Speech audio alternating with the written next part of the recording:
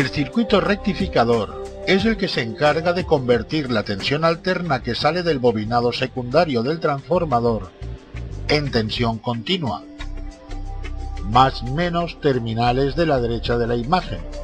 Por lo tanto, a la fuente de alimentación le entran 220 voltios en corriente alterna y en su salida tendremos que encontrar un valor de tensión continua que al instalar las puntas de prueba del tester tendremos que respetar su polaridad. La rectificación de corriente se realiza a través de diodos, tomando el tipo de montaje el nombre de puente de diodos o puente rectificador. El diodo que vemos en la imagen como D7 es un componente semiconductor. Su construcción está basada en la unión de un material P con uno N. Al terminal P se le denomina ánodo y al terminal N cátodo, marcado este por una banda plateada en el caso de que el diodo sea negro, o bien con una banda negra si el diodo es plateado. Al cátodo en los esquemas puede venir representado con la letra K y el símbolo del diodo es el que se encuentra en el centro de los 4 diodos. El triángulo blanco corresponde a la A de ánodo y el terminal negativo al cátodo. Un diodo conduce cuando la tensión de su ánodo es mayor que la de su cátodo. Es como un interruptor que se abre y se cierra según la tensión de sus terminales. Para su comprobación tendremos que recordar que el diodo solo conduce en un sentido. Si le comprobamos con un tester digital que en el selector tenga el símbolo del diodo, instalaremos la punta roja en el ánodo y la punta negra en el cátodo, y de esta forma comprobaremos que cuando el diodo conduce tiene una caída de tensión que está entre los 500 y 700 milivoltios. Si cambiamos las puntas, o sea, le polarizamos al revés, el diodo no tiene que conducir. Si el diodo conduce en las dos posiciones o no conduce en ninguna posición, estará defectuoso.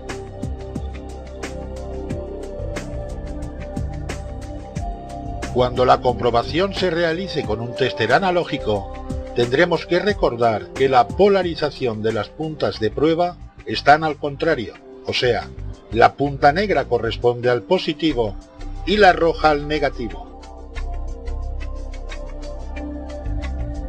Colocaremos el selector en la posición de ohms y una vez instaladas las puntas veremos que el diodo en una posición conduce y en la otra no.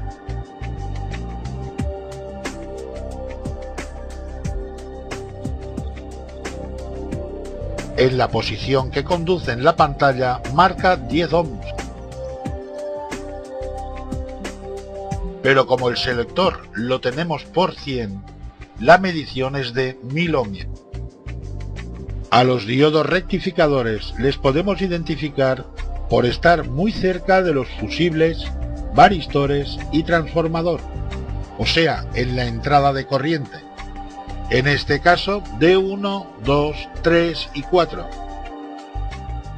Los 4 diodos pueden venir en diferentes encapsulados, pero siempre indicarán la entrada de corriente en alterna y los bornes de salida en continua más y menos.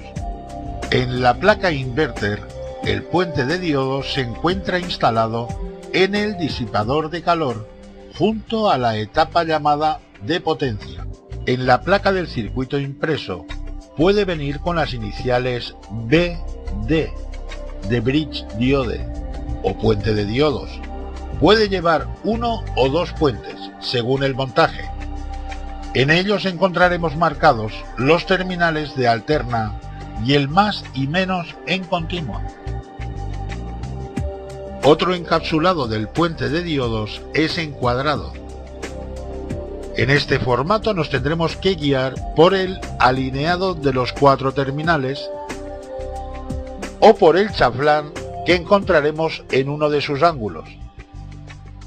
El chaflán siempre indica el terminal positivo en continua, y el que se encuentra en cruz con él será el terminal negativo. Los otros dos terminales son la entrada de corriente alterna. En caso de no llevar chaflán, el terminal que no está alineado con los otros tres es el positivo.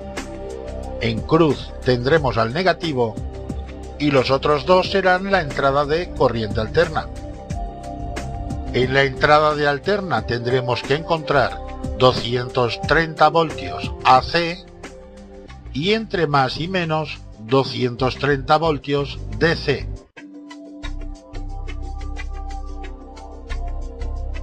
Para su comprobación, haremos las mediciones entre terminales siempre siguiendo el cuadrado, nunca en cruz.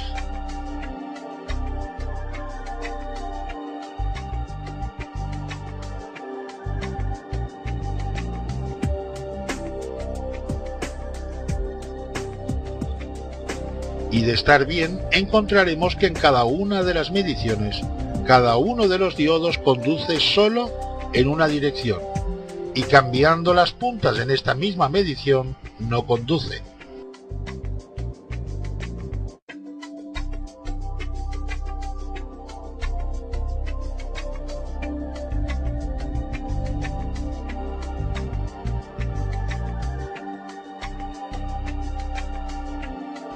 Si conducen las dos mediciones o no conduce en ninguna, el puente es defectuoso.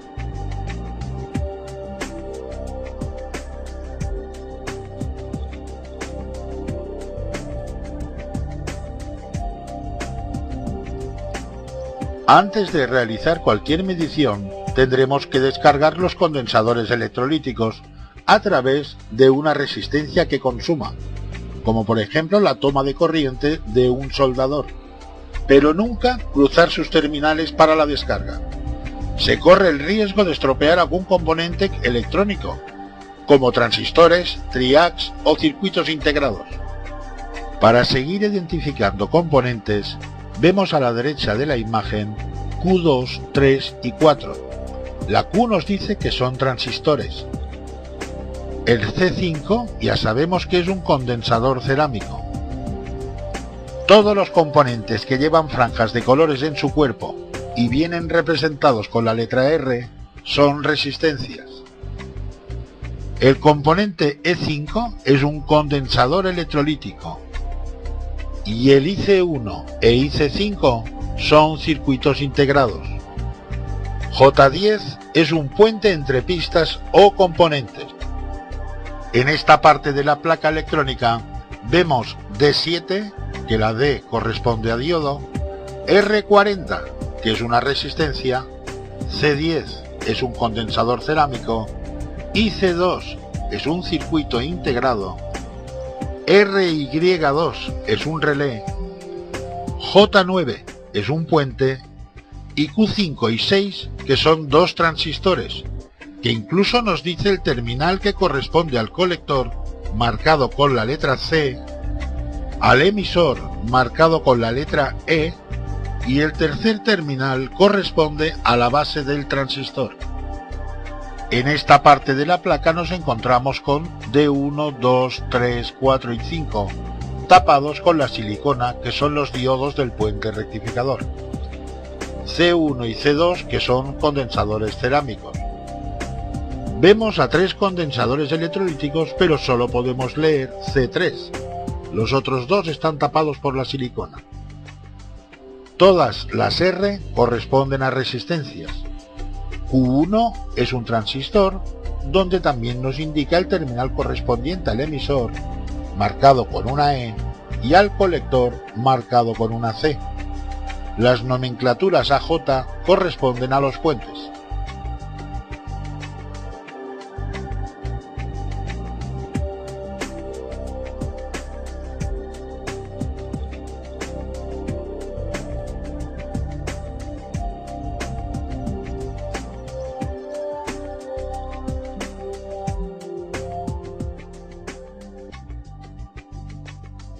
Un diodo Zener es un diodo de silicio que, como cualquier diodo, tiene cierta resistencia interna en sus zonas P y N, que al circular una corriente a través de este, se produce una pequeña caída de tensión de ruptura.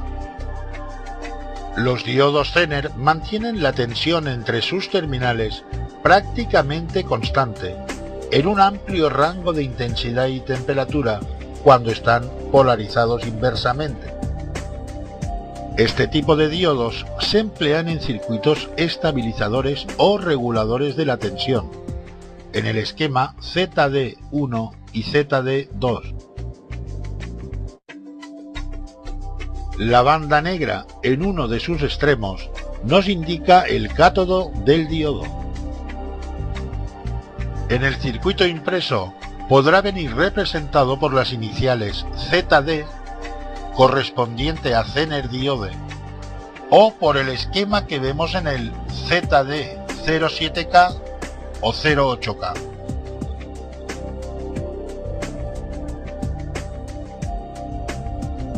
Su comprobación se realiza de la misma forma que para un diodo rectificador.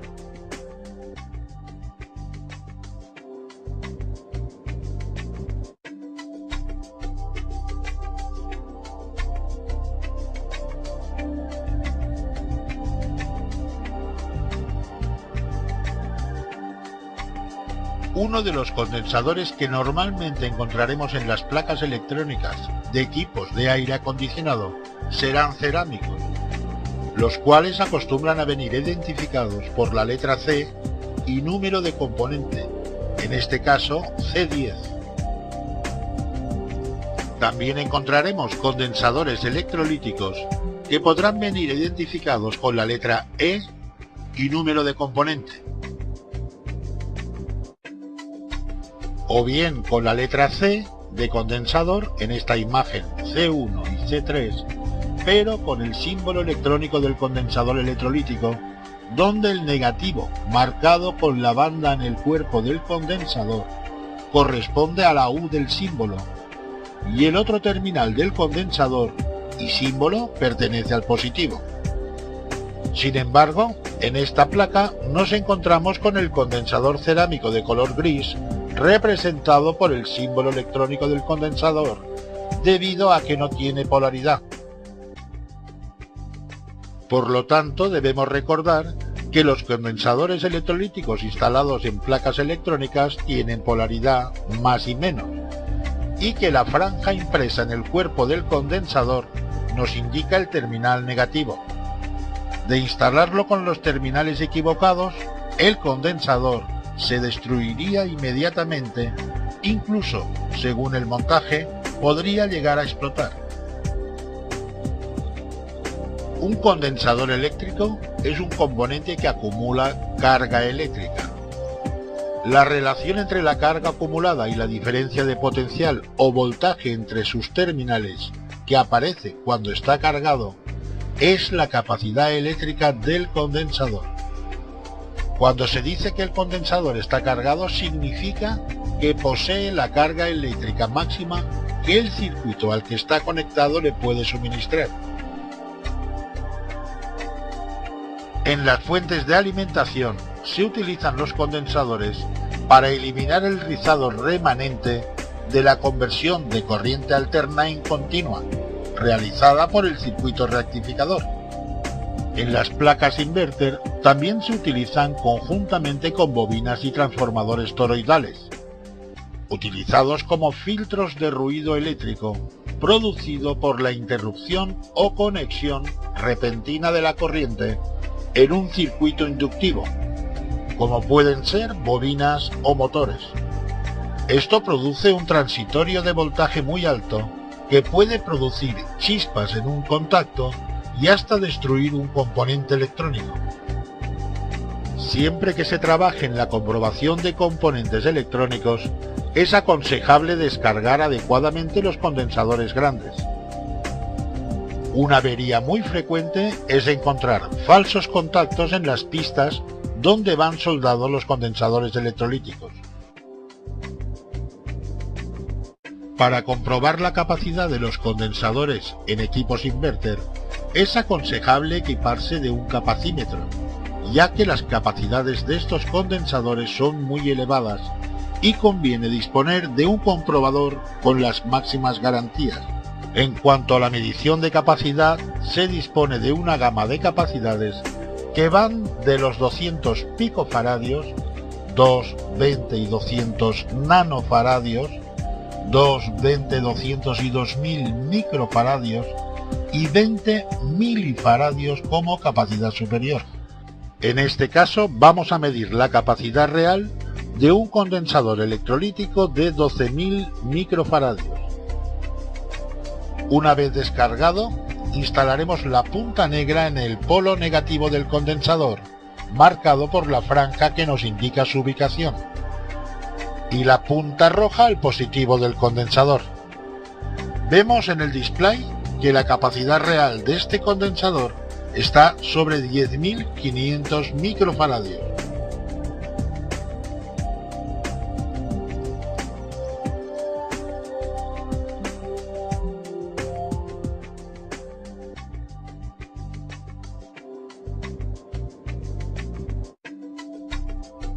Se define como resistencia eléctrica a toda oposición que encuentra la corriente a su paso por un circuito eléctrico, atenuando o frenando el libre flujo de circulación de las cargas eléctricas o electrones. Las resistencias de pequeña potencia van rotuladas con un código de franjas de colores. Para leer su resistencia, partiremos de que la franja dorada o plateada es la tolerancia de su valor, y es la última que emplearemos en su lectura. Como ejemplo, emplearemos el de la pantalla. La primera franja es de color rojo, por lo que le corresponde el número 2. La segunda franja es de color violeta y también le corresponde un número, en este caso el 7. Y la tercera franja es de color marrón y le corresponde la cantidad de ceros que hay que añadir a los dos primeros números, o sea, 1. La cuarta franja es de color oro y nos dice que el valor puede estar alterado en un más menos 5%. Por lo tanto, el valor de la resistencia es de 270 ohmios, con una tolerancia del 5% en más o en menos de su valor. Como se ha dicho anteriormente, en las placas electrónicas suelen venir identificadas con la letra R y número de componente.